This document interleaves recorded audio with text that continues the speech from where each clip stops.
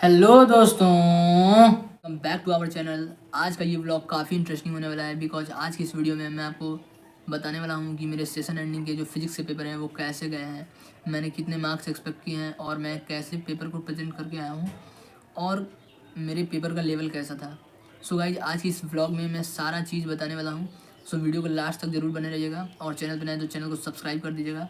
Without time waste किए अपने video को स्टार्ट करता हूँ। सो गाइस, सबसे पहले मैं आपको ये बताना चाहता हूँ कि मैंने जो है वो फिज़िक्स का जो पेपर का प्रिपरेशन किया था वो मैंने कहीं और से नहीं किया था, बल्कि मैं पहले ही से जो है वो जेईई का प्रिपरेशन कर रहा हूँ। तो मैं अपने ही जो सलीम सर हैं वो सलीम सर से मैंने बैच के थ्रू पढ़ाई किया था और काफ़ी गजब मतलब फ़िज़िक्स मैंने वहाँ से पढ़ा है, एकदम गजब का समझ में आया था और मैं और कहीं से पढ़ा नहीं था। सलीम सर से मैंने फिज़िक्स पढ़ा था और सलीम सर इतना गजब का फिज़िक्स पढ़ाते हैं। मेरे सारे कॉन्सेप्ट जो है वो सलीम सर के लेक्चर देखने के कारण काफ़ी अच्छे हो गए हैं और उसी कारण जो है मुझे फ़िज़िक्स में उतना ज़्यादा डर नहीं लगा।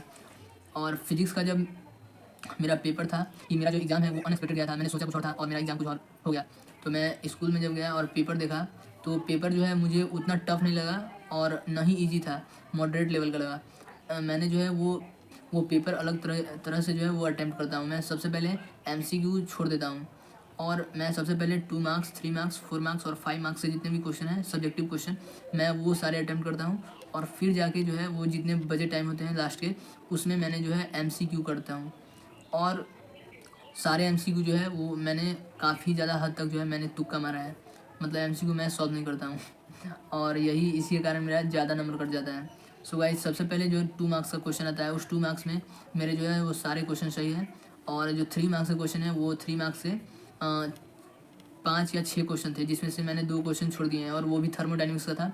मैंने सारे चैप्टर पढ़ के गया था बट एक है काइनेटिक थ्योरी और एक है थर्मोडाइनमिक्स, वो मैं पढ़ के नहीं गया था। बाकी सारे चैप्टर जो है मैंने कवर करे थे और उसके बाद मतलब 3 मार्क्स से जो है वो मैंने 2 क्वेश्चन छोड़ दिए और बाकी जो है वो 5 से 6 क्वेश्चन थे वो मैंने सारे अटैम्प्ट करे हैं।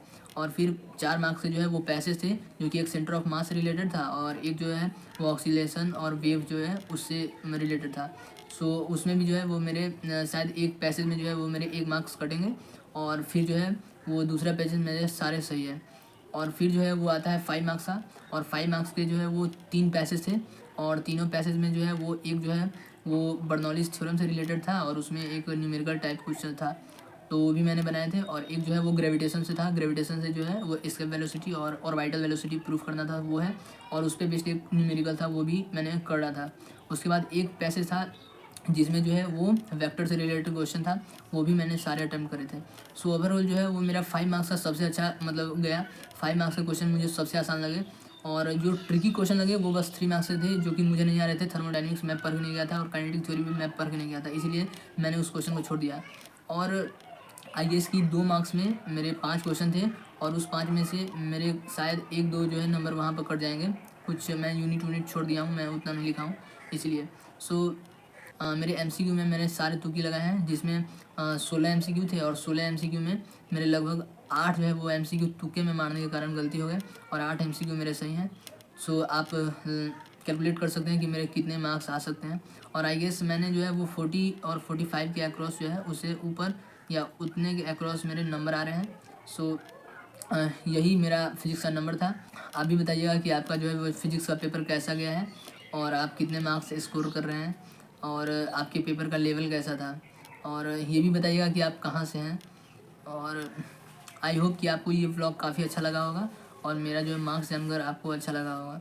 सो ये भी बताइएगा कि नेक्स्ट एग्ज़ाम जो है वो मेरा केमिस्ट्री का है और मैं केमिस्ट्री के लिए क्या क्या इम्प्रूव कर सकता हूँ जिससे मेरे मार्क्स जो है वो जंप करें।